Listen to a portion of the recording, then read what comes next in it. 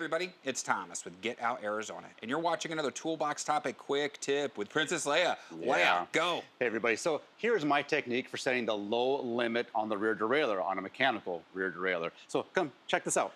I'm gonna leave my cable hooked up, and very gently, just because we don't have the limit set yet, I'm gonna switch into my lowest gear.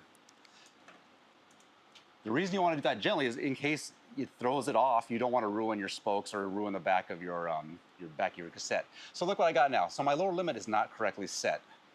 And I know that because I have all this slack left. This is me shifting it from the shifter, of course.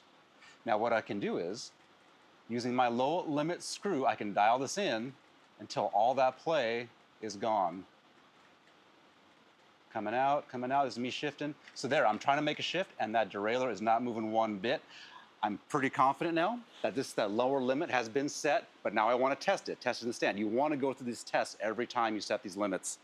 So now I'm going to go back and forth between the last two cogs. I can go kind of ham on these guys now, just to make sure. I want to test, make sure nothing's going to happen.